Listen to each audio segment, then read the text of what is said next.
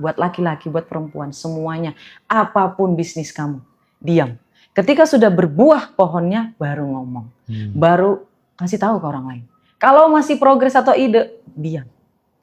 Karena, jujur aja, energi yang mereka keluarkan dari rasa tidak suka, dari keraguan, dari ketidakyakinan, itu tersampai ke kita, Mas. Kayaknya iya. Iya, Mas. Iya. Dan kalau misalnya nih, ada 2 titik di mana kita, alam bawah sadarnya itu bisa diubah, Mas.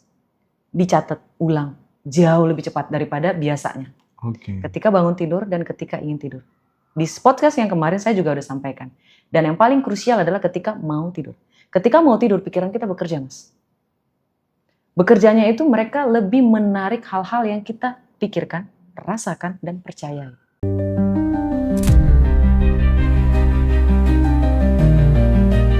Enlightenment seorang Nabi Muhammad ini kaitannya ternyata sama kemanusiaan gitu. Nah, perjalanan cerita itu sampai di dunia dewasanya itu udah masuk pelajaran filsafat tuh, Ndra. Spektrum ateis itu beda dari mulai ateis yang paling santai sampai ateis yang paling radikal juga ada.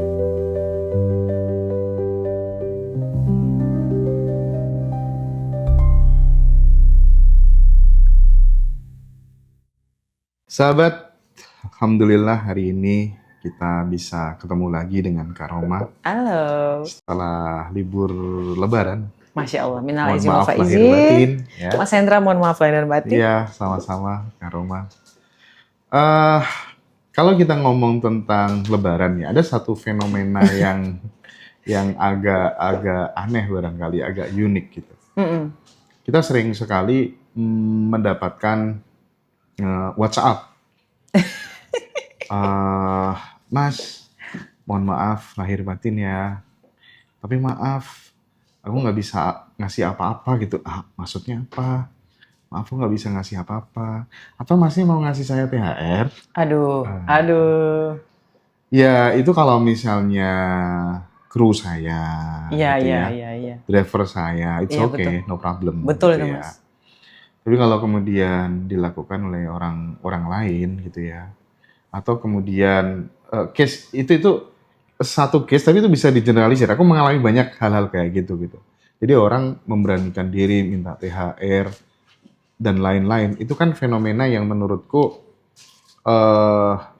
mindsetnya, mentalnya itu mohon maaf ya mental kekurangan. Betul. Mental miskin gitu. Betul. Nah ini penting untuk dielaborasi Kak Roma supaya khususnya teman-teman yang masih muda atau yang berjiwa muda gitu ya, supaya nggak memelihara mindset ini. Karena kamu punya uang berapapun, kalau kamu masih menyimpan yang namanya poverty conscious, ya sama aja. Kamu nggak bisa naik level. Gimana Kak Roma?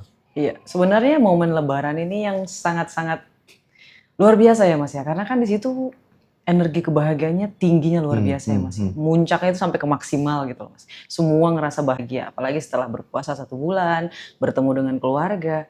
Tapi momen kebahagiaan ini kalau menurut saya tidak digunakan secara maksimal Mas. Sebagian dari mereka, dimulai dari tadi yang minta-minta ya Mas ya. Saya mohon maaf teman-teman semuanya. Keberanian teman-teman, ada sebagian berani gitu apa ya istilahnya, keberanian dia meningkat drastis ketika dia meminta kepada orang yang justru bahkan dia nggak pernah hubungin selama 1 tahun. Terus tiba-tiba dia menghubungi. Kayak gitu ya Mas ya. Keberaniannya luar biasa. Tapi ketika dia mengaplikasikan itu di dalam kehidupan nyata, kok nggak bisa gitu loh Mas. Tapi ketika meminta-minta dia berani.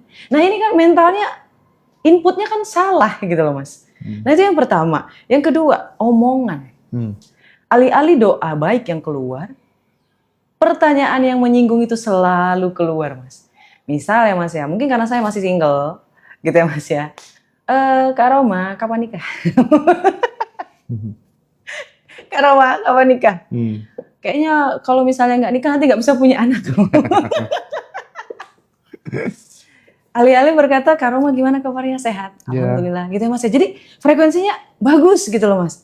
Ini jadi bad mood, sama-sama bad mood, apalagi kalau orang Batak ya kalau ngomongnya langsung belak-belakan gitu ya Mas ya. Tapi yang paling, itu masih lumayan lah, masih kayak ya masih bisa ditolerir. Tapi kalau yang minta-minta saya agak sedikit gimana gitu ya Mas ya. Kok bisa keberaniannya itu masuk ke input yang salah? Tiba-tiba ngubungin, tiba-tiba nanya kabar, terus ujung-ujungnya bagi cepet. Atau Mas tolong bayarin iniku dong, apa pulsa listrik segala macam gitu. Betul. Iya kan? Mungkin posisinya agak sedikit kebelet kali ya Mas ya. Mungkin saya tidak di posisinya dia. Tapi kalau dibalikin lagi, mungkin keberanian saya akan sangat menciut ketika saya meminta tolong kayak gitu Mas. Atau sedang meminta. Saya nggak berani. Tapi kalau disuruh untuk bisnis lompat, modalnya sampai miliaran atau ratusan juta, saya mau Mas. Karena semakin menakutkan segala sesuatu, percobaan kegiatan itu pasti semakin besar hadiahnya Mas. Tapi kalau meminta, semakin besar nominal yang kita ini kan semakin kecil kesempatan kita untuk mendapatkan apa yang kita mau. Jadi kok bisa salah gitu Mas Hendra? Ini saya masih penasaran nih Mas Hendra. Mas Hendra ada nggak jawaban dari pertanyaan saya ini Mas? Kenapa ini orang bisa beraninya tuh ke tempat yang salah gitu loh Mas? Iya ya, aku tuh sebenarnya kenapa kemudian ngaji Rosa tuh dari dulu yang bicara tentang spiritual saja, terus kemudian mulai meluas ke finansial itu ya sebenarnya karena banyak juga orang-orang yang memanfaatkan jalur spiritual itu ya untuk kekayaan aja, nipu orang dan lain sebagainya gitu, sehingga penting untuk memberikan edukasi tentang finansial, edukasi tentang oh ternyata manusia itu, Anda itu bisa sebagai co-creator to God gitu ya. Jadi supaya kemudian orang bisa hijrah dari mindset kekurangan, mental miskin menuju mental keberlimpahan tuh menurutku salah satu yang paling bisa mudah dilakukan adalah belajar gitu.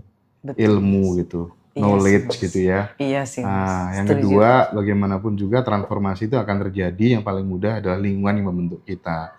Sehingga dengan menghadirkan sosok-sosok seperti Kak Roma, Teh Feby, dan lain-lain. Oh, ada loh ya contoh orang yang dulu berangkatnya dari nol banget, tapi dia bisa bertumbuh, naik level dengan keilmuan yang dia punya itu kan bisa masuk ke pikiran dia, oh ternyata bisa ya gitu. Jadi salah satu mungkin kalau aku share gitu, ya faktor dia malas belajar kali ya Kak Roma ya. Oh, I see. Malas belajar. Itu berarti salah satu ciri khasnya kayak gitu ya Mas? Ya. Itu saya setuju sih Mas. Ketika saya pulang kampung nih teman-teman semuanya ya. Ada tuh Mas satu ciri yang selalu ada di orang yang mohon maaf ekonominya sedikit lebih kecil. Pertama, mental minta-minta.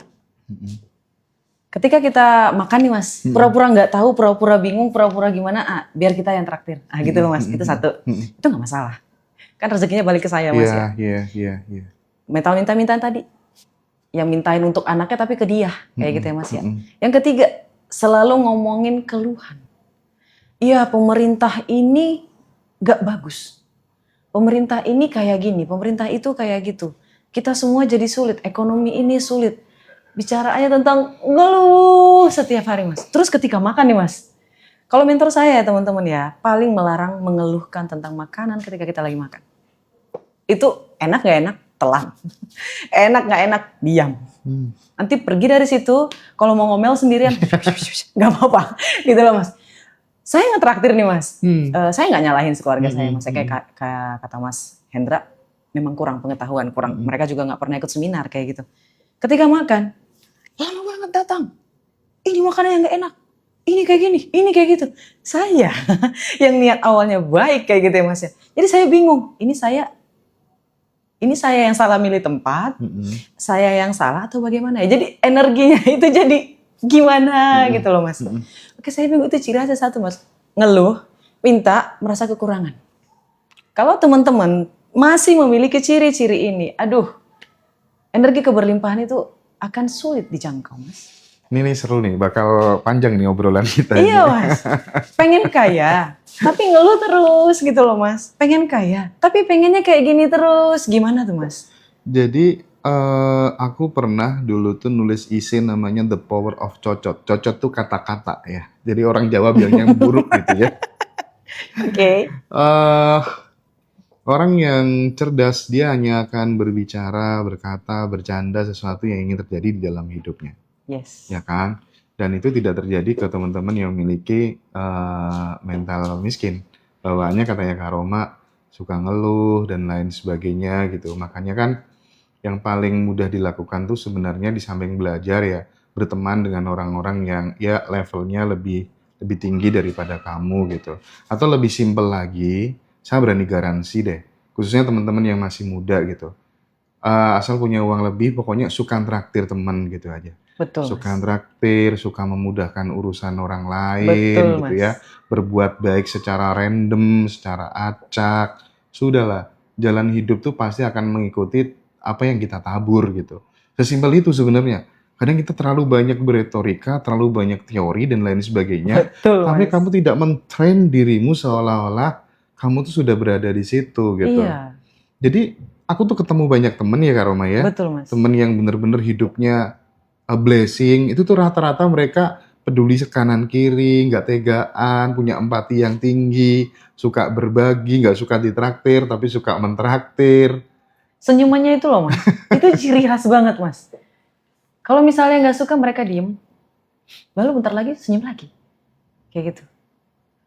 Itu satu ciri khas yang sangat-sangat jarang, Mas. Kalau misalnya dia udah punya ciri itu tinggal nunggu waktu. Iya, Kalau iya, iya. kekayaannya masih belum ada nih, Mas. Itu tinggal nunggu waktu aja. Jadi kalau teman-teman pengen berkelimpahan nih, percuma ikut seminar, ikut ini, ikut itu.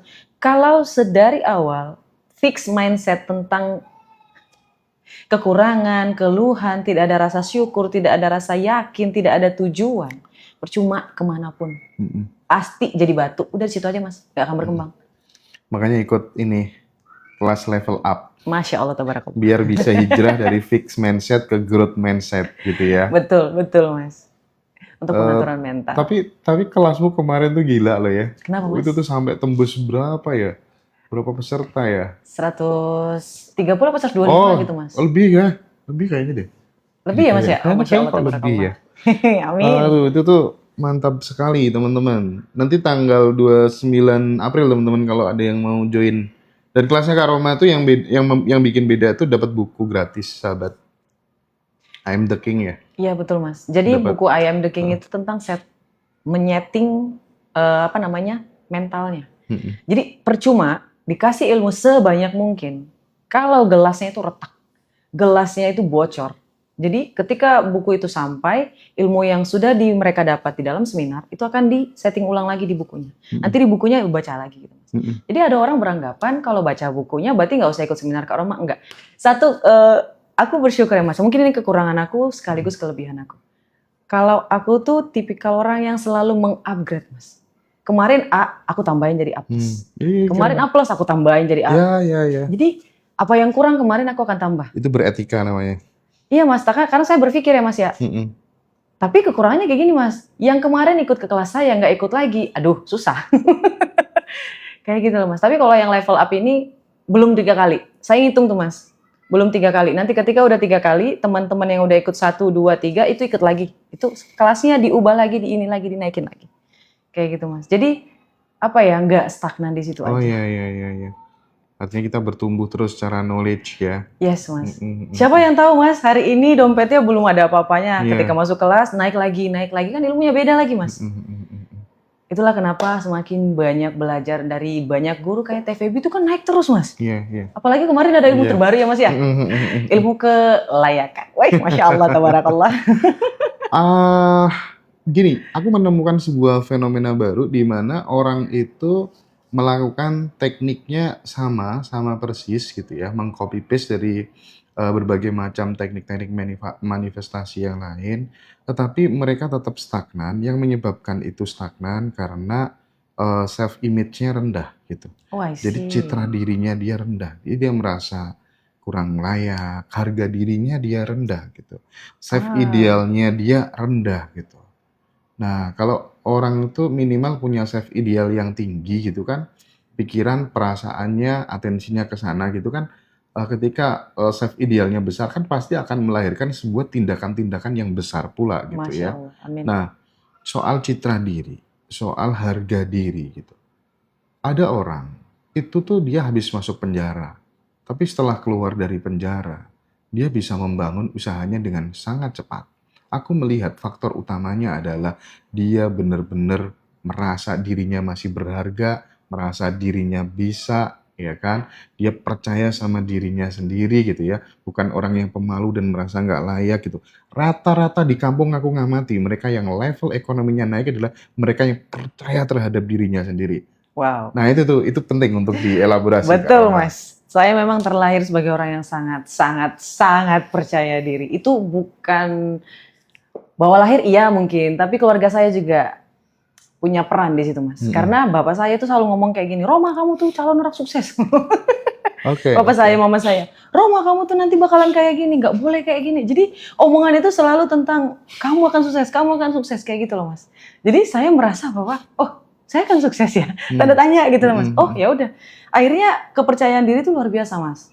Tapi yang saya sangat sayangkan beberapa di antara mereka memang terlahir luar biasa pede, tapi dikelilingi oleh orang-orang yang menjatuhkan kayak gitu, Mas. Nah, untuk teman-teman yang punya keluarga yang seperti ini, saya minta maaf, kamu jangan menyalahkan diri lagi. Kenapa? Karena itu bukan salah kamu. Kamu adalah orang yang hebat, kamu hanya berada di lingkungan yang salah, itu satu. Kalau misalnya kamu sudah tahu lingkungan kamu ini tidak bisa menaikkan performa kamu, pergi. Wajib, itu langkah pertama, itu langkah yang paling awal yang harus kamu lakukan. Pergi. Bodoh amat, Kak Roma kalau nggak ada uang gimana? Kan masih ada garam dan nasi. Masih ada kerupuk dan nasi. Karena saya juga awal-awal seperti itu, saya berpikir keluarga saya itu tidak toksik. Tapi mereka itu tidak bisa melihat apa yang saya lihat, Mas. Ketika saya berkata, oh nanti kita akan makan di sini, nanti kita akan pergi ke sini. Mereka selalu bilang, alah mana lah mungkin. Gitu loh, Mas. Bahkan ketika saya traktir orang tua saya kemarin, Mas. Mereka itu bertanya, kamu ini kerjanya apa? Kok bisa bayarin di sini gitu loh, Mas.